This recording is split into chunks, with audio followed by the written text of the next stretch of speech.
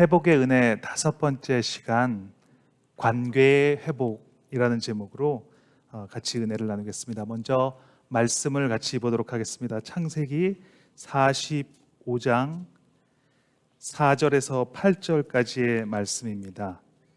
제가 가지고 있는 성경으로는 구약 71면에 기록되어져 있습니다.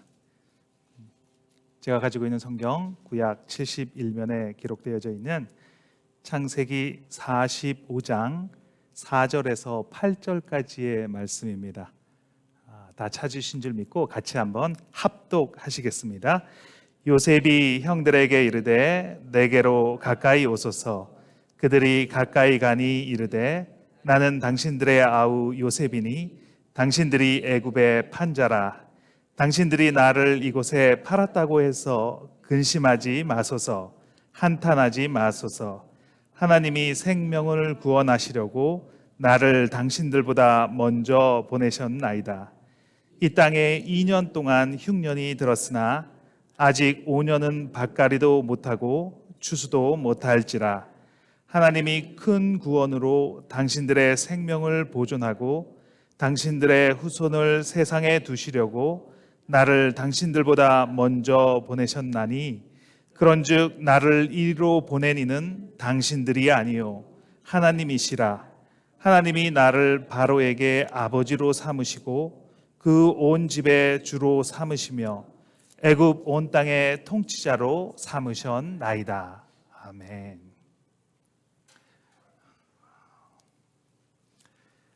살아가면서 가장 힘든 것 중에 하나가 관계의 깨어짐이 아닐까 생각을 합니다.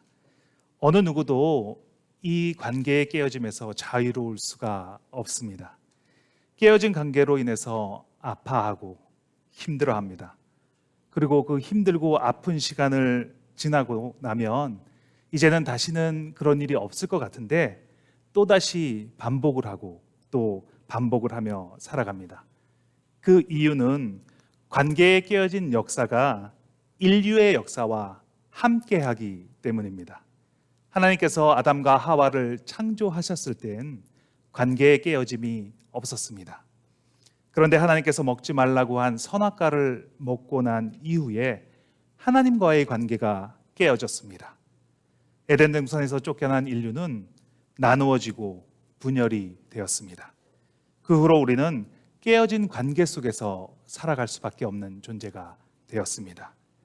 서로가 노력을 하며 깨어진 관계를 회복하려고 해봤습니다. 그런데 어느 누구도 완벽한 관계를 이루며 살아가지 못했습니다. 너무나 사이가 좋아 보이는 부부들이 이혼을 합니다. 정말 잘 살 것 같은데 이혼을 하는데 그 이유가 어떤 이유냐면 6개월 동안 화장을 지운 얼굴을 한 번도 보지 못하고 있다가 6개월 만에 화장 지운 얼굴을 보자마자 이혼을 결심한 사람도 있습니다. 축구를 너무나 좋아하는 남편이 정말 유명한 선수의 사인을 유니폼에 받았는데 아내가 그거를 잘 모르고 빨래를 해서 그만 이혼을 한 경우도 있습니다. 어떤 분들은 밥 먹으라고 하는데 먹겠다고 대답만 하고 밥 먹는 자리에 오지 않아서 이혼을 할 뻔한 경우도 있다고 합니다. 하나님의 형상과 모양대로 지음받은 인간이 하나님과의 관계가 올바로 이루어지지 않으면 다른 사람과의 관계는 물론이고 나 자신과의 관계가 이끌어지고 바르게 형성될 수가 없습니다. 그런데 성경을 살펴보면 깨어진 관계를 잘 극복한 사람들이 나옵니다. 그 중에 대표적인 인물이 요셉이 아닌가 생각합니다. 요셉은 어린 시절 그렇게 관계를 잘하는 사람은 아니었습니다. 아버지의 편애를 받았습니다. 그리고 그 편애로 인해서 형들과의 관계가 깨어집니다. 그러면 겸손하게 관계를 잘 하려고 노력을 해야 하는데 요셉은 꿈 이야기를 합니다. 형들의 곡식단이 자기에게 절을 한다고 말합니다. 해와 달과 11별이 자기에게 절을 한다고 말합니다. 사실입니다. 그렇게 분명히 될 것입니다. 그렇더라도 지혜롭게 이야기할 수 있는데 관계를 위해서 침묵할 수도 있는데 요셉은 그거를 정확하게 이야기를 합니다. 그러니 형들과의 사이가 더 안 좋아졌습니다. 양들을 치고 있을 때 아버지의 심부름으로 양 치는 형들을 찾아갑니다. 그리고 그것에서 형들에 의해서 애굽의 노예로 팔려가게 됩니다. 요셉과 형들의 관계가 걷잡을 수 없는 막다른 골목으로 갔습니다. 이제는 더 이상 회복할 수가 없는 관계인 것처럼 보입니다. 애굽의 총리가 되어서 이제는 형들과 레벨이 완전히 달라졌습니다. 얼마든지 자신의 힘들었던 과거를 따져서 물을 수가 있습니다. 왜 그렇게 하셨느냐고, 내가 그 구덩이에서 얼마나 무서운지 아냐고, 노예 생활이 어떤 건지 상상이나 되냐고, 내가 그렇게 큰 잘못을 했냐고. 그런데 오늘 본문에서 요셉은 그렇게 하지 않습니다. 형들을 용서하고 그 모든 일들이 하나님의 계획하심의 일부라고 말합니다. 창세기 45장 5절입니다. 같이 한번 읽겠습니다. 당신들이 나를 이곳에 팔았다고 해서 근심하지 마소서, 한탄하지 마소서. 하나님이 생명을 구원하시려고 나를 당신들보다 먼저 보내셨나이다. 이렇게 말하며 형들과의 관계를 회복합니다. 도대체 어떤 일이 있었기에 요셉의 삶에 억울함과 분함이 없을까요? 오늘의 주인공 요셉을 살펴보면서 저와 여러분들의 삶에도 관계의 회복을 누리는 저와 여러분이 되시길 예수님의 이름으로 축원합니다. 첫 번째, 관계의 회복은 하나님과의 거리가 가까울 때 가능합니다. 같이 한번 읽어보겠습니다. 관계의 회복은 하나님과 거리가 가까울 때 가능합니다. 우리는 관계를 이야기할 때 멀어졌다 혹은 또 가까워졌다 이렇게 이야기를 합니다. 관계가 좋을 때는 우리는 가까워졌다라고 이야기를 하고, 관계가 좋지 않으면 멀어졌다라고 이야기를 합니다.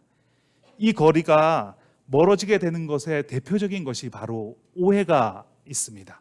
오해란 무엇이 가진 뜻을 잘못 이해하거나 잘못 풀이해서 생기는 것을 오해라고 합니다. 상대방은 전혀 그럴 의도가 없는데 스스로 그렇게 생각을 하고 결론을 내버리는 것입니다.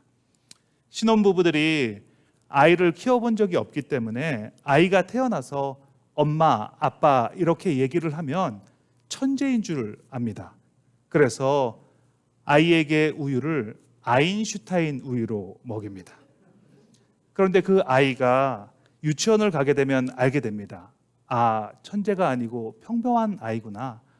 그렇지만 훌륭하게 키워야 되겠다 싶어서 우유를 아인슈타인 우유에서 서울 우유로 바꾸어 먹입니다. 이 아이가 중학생이 되었습니다. 사춘기가 되었습니다. 그래서 누구를 만나도 눈에 흰 동자를 75%를 보여주면서 모두에게 대듭니다.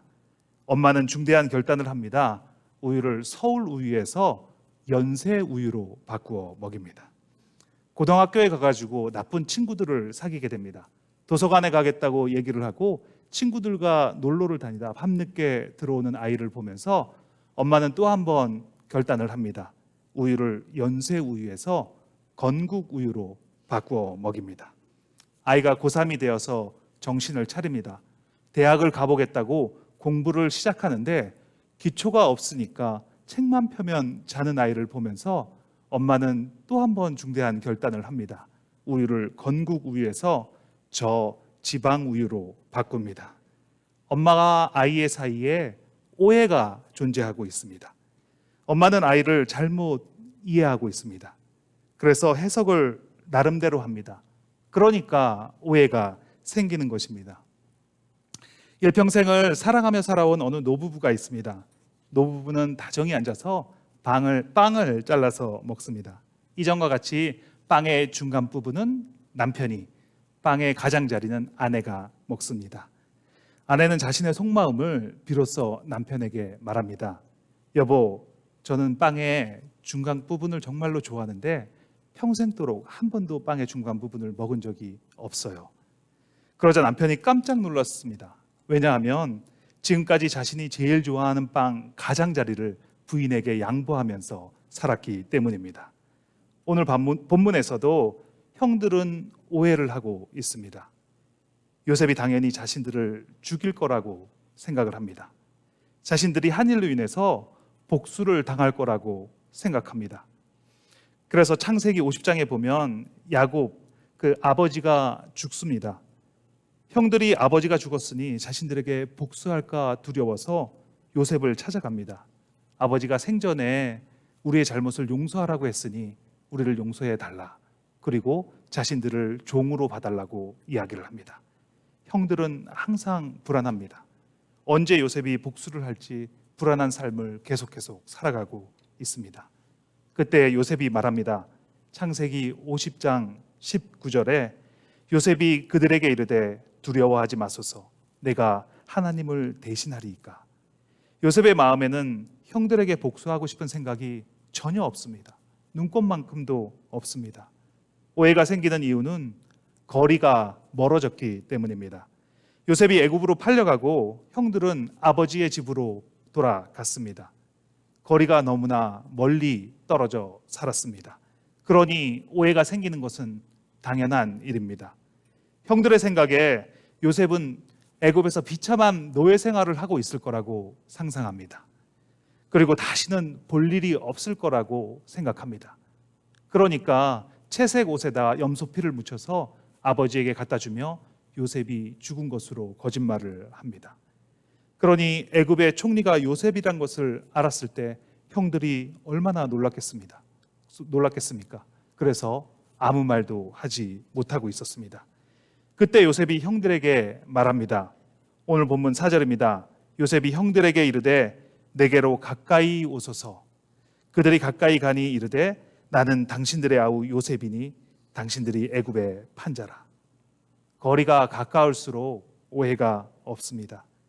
형들에게 가까이 오라고 말한 사람은 다름 아닌 요셉입니다. 가장 억울하고 화가 나 있을 사람이 요셉인데, 그런데 요셉이 먼저 형들에게 말합니다. 가까이 오소서. 요셉은 오해가 없습니다.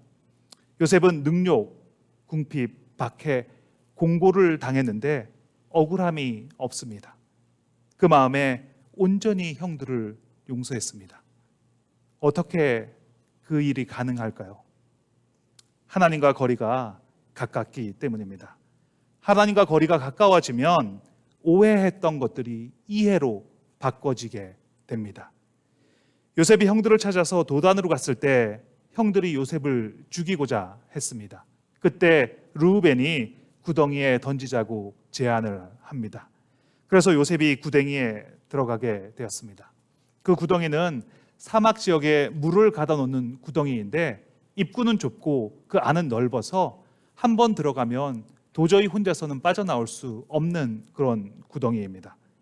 그 구덩이에서 요셉은 죽음을 경험합니다. 나는 죽었구나. 더 이상 살 가망이 없구나.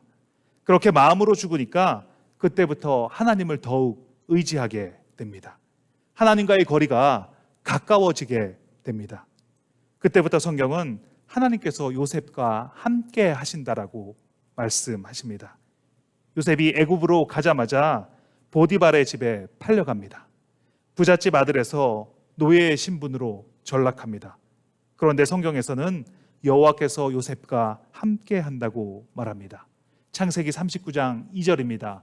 여호와께서 요셉과 함께 하심으로 그가 형통한 자가 되어 그의 주인 애굽 사람의 집에 있으니.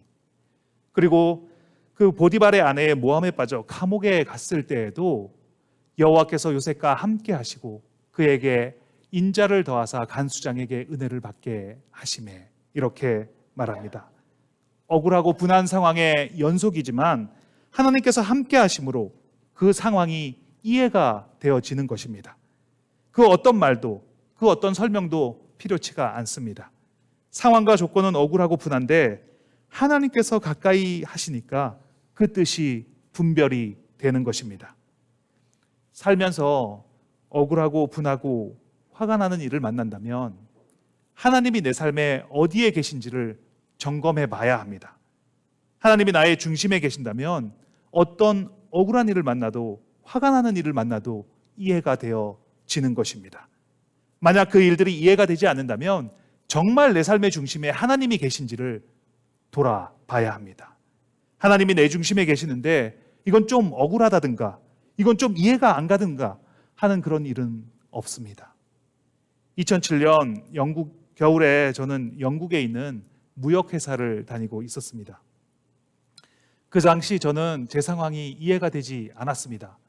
제가 왜 영국이라는 나라에 가 있었는지, 그리고 내가 왜 무역회사를 다니고 있었는지, 그리고 내가 이렇게 매일 비 오는 날씨 속에서 왜 살아야 하는지, 나의 어떤 계획과 의도도 전혀 없는 곳에서 살고 있다라고 생각을 했습니다.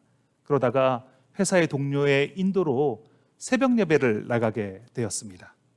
가정집을 렌트해서 새벽에만 사용하는 집이었는데 그곳에서 처음 예수님을 만났습니다. 그 새벽에 예수님이 찾아와 주셨고 너무나 강력한 임재로 저를 만나 주셨습니다. 그날 이후로는 모든 게 이해가 되어졌습니다. 내가 영국으로 간 이유도, 내가 무역회사를 다녔던 그 이유도 이해가 되었습니다. 그리고 내가 왜 이런 고민을 하고 평생을 살았는지 그 이유도 이해가 되었습니다. 내가 오해했던 그 사람들과의 관계도 이해가 되어졌습니다. 그 사람들을 향하신 하나님의 섭리가 이해되어졌습니다. 그러니 이해가 안 되는 일들이 하나도 없었습니다. 영국의 날씨는 너무나 아름다웠고 비가 내리는데 비가 떨어지는 그 각도들이 다 틀리다는 것이 눈에 들어왔습니다. 그리고 하늘에 있는 새들도 너무나 아름다웠습니다. 오늘 본문 이후에 창세기 45절에 보면 이렇게 말합니다. 자기 아우 베냐민의 목을 안고 우니 베냐민도 요셉의 목을 안고 우니라. 요셉이 또 형들과 입맞추며 안고 우니 형들이 그제서야 요셉과 말하니라. 하나님과 함께하는 요셉은 형들에게 가까이 갑니다. 형들과 입을 맞추고 안고 웁니다. 그제서야 형들이 말하기 시작합니다. 한 사람이 하나님과 동행을 하니 그 주변의 관계가 회복이 일어납니다. 그 어떤 억울함도 분함도 화나는 일도 그 안에 없습니다. 하나님의 관계 속에서 이해가 되어지기 때문입니다. 오늘 예배에 오시면서 어떤 마음으로 오셨습니까? 관계로 인한 어려움을 가지고 오셨습니까? 억울함과 분함이 마음속에 남아 있으십니까? 그렇다면 지금 이 시간 하나님은 내 삶에 어디에 계시는지를 점검해야 합니다. 하나님께서는 우리의 중심에 계시기를 원하시는 분이십니다. 하나님이 중심에 계신다면 억울함과 분함이 있을 수 없습니다. 그러기 위해선 내가 죽어야 합니다. 내가 죽지 않았는데 하나님이 내 중심으로 들어오실 수는 없습니다. 내가 죽고 하나님께서 중심에 거함으로 관계의 회복을 맛보시는 저와 여러분이 되기를 예수님의 이름으로 축원합니다. 두 번째, 관계의 회복은 하나님의 큰 구원을 보는 데 있습니다. 한번 같이 읽겠습니다. 관계의 회복은 하나님의 큰 구원을 보는 데 있습니다. 마음에 가득한 것을 입으로 말하게 되어 있습니다. 오늘 본문에서 요셉은 5절 중에 3절에 걸쳐서 하나님께서 나를 애굽에 보내셨다라고 말을 합니다. 요셉의 마음속에 하나님의 큰 구원의 계획으로 가득 차 있으니까 그랬더니 그 입에서 나오는 말들이 다 거기에 관한 내용들입니다. 5절입니다. 하나님이 생명을 구하시려고 나를 당신들보다 먼저 보내셨나이다. 7절입니다. 하나님이 큰 구원으로 당신들의 생명을 보존하고 당신들의 후손을 세상에 두시려고 나를 당신들보다 먼저 보내셨나니. 8절입니다. 같이 한번 보겠습니다. 나를 이리로 보낸 이는 당신들이 아니요 하나님이시라. 요나는 국민 선지자였습니다. 인기가 아주 많은 선지자에, 그래서 국민들이 그를 다 바라봅니다. 어떤 예언을 받았는지 모두가 기다립니다. 그래서 하나님께서 적국에 가서 복음을 전하라고 했을 때 요나는 니느웨로 갈 수가 없었습니다. 사람들이 기다리는 메시지를 알고 있었기 때문에 그들에게 실망을 줄 수가 없었습니다. 그래서 그는 반대로 향해 갑니다. 다시스로 가는 배를 타고 배 제일 밑바닥에 들어가서 잠을 잡니다. 하나님의 큰 구원의 계획을 이해하려고 하지 않습니다. 그 배가 풍랑을 만나고 제비를 뽑아서 요나가 당첨이 되었습니다. 그리고 물에 던져졌습니다. 물고기 뱃속에서 3일을 보내고 물고기가 육지에다 토해내었습니다. 그리고는 하나님의 말씀에 순종해서 니느웨로 갑니다. 하나님이 말씀을 전합니다. 그랬더니 니느웨 사람들이 회개를 합니다. 그 일로 인해서 니느웨 사람들이 구원을 받습니다. 요나는 마음속에 여전히 화가 나 있습니다. 하나님의 큰 구원의 계획을 알지 못합니다. 그때 하나님께서 말씀하십니다. 하물며 이 큰 성읍 니느웨에는 좌우를 분별하지 못하는 자가 12만여 명이요 가축도 많이 있나니 내가 어찌 아끼지 아니하겠느냐 하시니라. 하나님의 계획은 평안이요 재앙이 아닙니다. 우리에게 미래와 희망을 주시는 것입니다. 그런데 우리는 우리의 계획과 맞지 않다라고 얘기를 합니다. 나의 계획은 좀 틀리다고 얘기를 합니다. 나는 나에게만 미래와 희망을 주셨으면 좋겠는데, 우리나라만 좀 잘 되고 다른 나라는 좀 안 됐으면 좋겠는데, 그런데 하나님의 큰 구원의 계획은 다릅니다. 하박국 선지자가 하나님께 질문을 합니다. 왜 하나님이 택한 이 민족이 이렇게 고통 가운데 있는데 가만히 계십니까? 그랬더니 하나님께서 말씀하십니다. 내가 갈대아 민족을 들어서 너희를 칠 것이다. 그랬더니 하박국 선지자가 계속해서 질문을 합니다. 아니, 어떻게 이방 민족을 들어서 하나님의 택한 민족을 칠 수가 있습니까? 하나님의 구원의 계획을 보지 못하니까 계속 엉뚱한 질문을 하게 됩니다. 요셉은 하나님의 큰 구원의 계획을 바라보았습니다. 나를 애굽으로 보내신 것은 우리를 살려주시려고 그러시는구나. 나를 이곳에 보낸 분이 바로 하나님이시구나. 이렇게 큰 구원의 계획을 바라보니 형들의 잘못이 보이지 않습니다. 큰 구원의 계획으로 바라보니 형들은 하나님께 쓰임받은 것이구나. 그러니 형들에게 당신들이 나를 이곳에 팔았다고 해서 근심하지 마소서, 한탄하지 마소서, 이렇게 말할 수가 있는 것입니다. 그러나 형들은 그 하나님의 구원의 계획을 보지 못하니까 자꾸만 걱정을 합니다. 눈앞에 보이는 상황만 보니까 요셉이 생각을 바꾸면 우리를 죽이겠구나, 이렇게 생각을 하는 것입니다. 어떤 집사님이 3살 아들과 함께 그랜드 캐년을 갔습니다. 그 웅장하고 위대한 장면을 바라보고 있는데 3살 아들이 파리를 바라보고 있다가 파리를 따라가더랍니다. 그렇습니다. 그 아이에게는 그랜드 캐년인들, 나이아가라 폭포인들, 그것이 무슨 상관이 있습니까?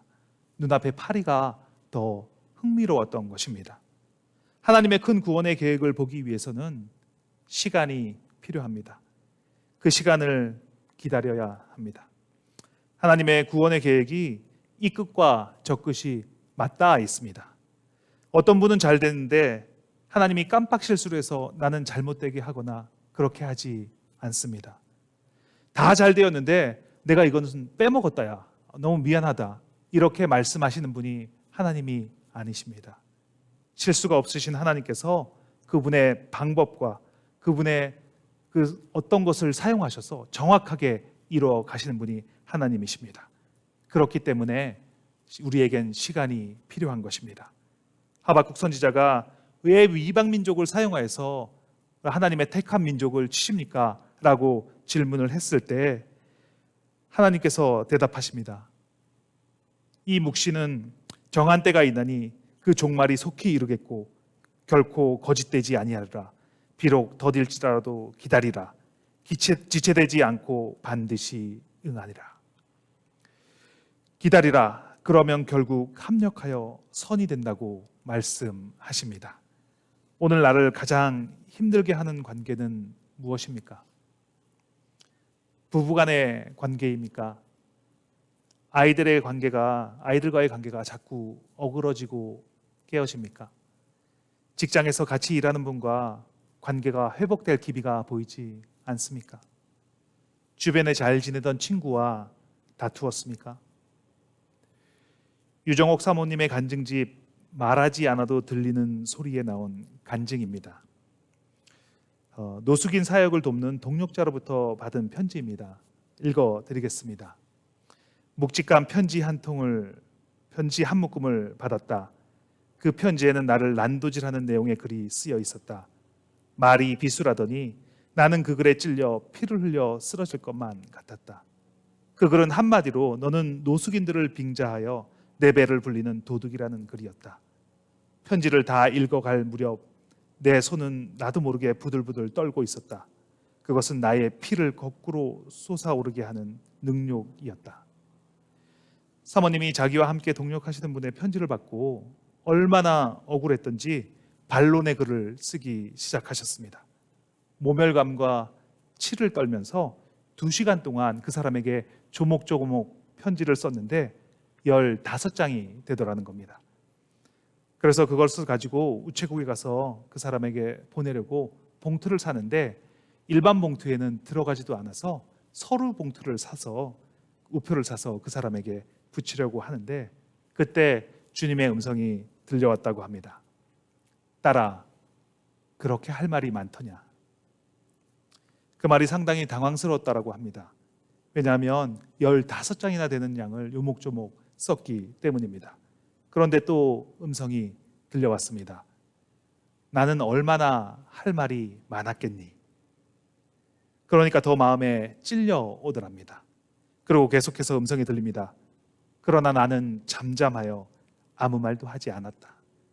나는 도수장에 끌려가는 양같이 입을 열지 않았다. 나는 그 자리에 서서 말없이 오열했다. 그리고 그에게 썼던 15장의 편지를 찢어 쓰레기통에 넣었다. 고린도후서 12장 10절 그러므로 내가 그리스도를 위하여 악한 것들과 능욕과 궁핍과 박해와 공고를 기뻐하노니 이는 내가 약한 그때에 강함이라. 이렇게 바울이 말했는데 나는 바울이 겪은 박해도 궁핍도 곤고도 다 겪을 수 있다고 생각했는데 그런데 그 가운데 박혀 있었던 능욕이라는 것 앞에서 내 분노가 폭발하였던 것이다. 주님은 내게 가장 자부심을 가졌던 것이 여지없이 무너져 내릴 때도 변명할 말이 많아 수백 장에 달할 때도 그 능욕을 참아내는 정도가 아니라 그 능욕을 기뻐해야 한다고 하셨다. 그렇게 나는 능욕의 몸살을 앓고 있었다. 보름이 지났을 때 그에게서 연락이 왔다. 사모님, 제가 사모님께 죽을 죄를 지었어요. 그는 울먹이느라 제대로 말을 잇지 못했다. 지금은 나의 가장 신실한 동역자로 내 곁에 와 있다. 바울은 브리스길라와 아굴라를 나를 위하여 자기의 목까지 내놓았다고 소개했다. 그는 나에게 있어 브리스길라와 아굴라 같은 동역자가 되었다. 그날 내가 15장의 편지를 보냈다면 나는 그를 영원히 잃었을 것이고 어쩌면 나를 가장 치명적으로 공격하는 적장이 되어 있을 것이다. 관계의 회복은 하나님의 큰 구원을 보는 것입니다. 그러기 위해서는 기다리는 것입니다. 하나님의 계획이 보여지면 일어난 모든 일들이 이해가 됩니다. 이해가 되지 않으면 기다리는 것입니다. 그러면 결국 하나님의 계획대로 이루어져 가는 것을 볼 수 있습니다. 실수가 없으신 하나님은 모든 것을 합력하여 선으로 만들어 주시는 분이십니다. 그 하나님이 나와 함께 하시기에 넉넉히 이길 수가 있습니다. 말씀을 정리하겠습니다. 관계의 어려움은 가장 큰 어려움일 것입니다. 그 어려움을 극복하기 위해서는 근원부터 살펴야 합니다. 하나님은 지금 어디에 계시는가? 내가 죽고 내 중심에 하나님이 계시는가? 내 생각엔 하나님이 중심에 계시는데 관계가 어렵다면 하나님이 중심에 계시지 않는 것입니다. 그렇다면 하나님을 나의 중심에 모셔야 합니다. 그때 하나님과의 관계가 사람들과의 관계도 회복이 됩니다. 관계에 어려움이 있다면 상대방을 하나님의 큰 구원의 계획으로 바라봐야 합니다. 하나님은 나뿐만 아니라 그 사람을 통해서도 하나님의 계획을 이루시는 분입니다. 모든 것이 합력하여 선을 만들어 가시는 분이 하나님이십니다. 오늘 예배에 참석하신 저와 여러분에게 관계의 회복의 은혜가 있기를 바랍니다. 하나님과의 관계가 회복되고 그분의 큰 계획을 바라보므로 인간관계의 회복을 누리시는 저와 여러분이 되시길 예수님의 이름으로 축원합니다. 같이 한번 기도하는 시간을 갖도록 하겠습니다.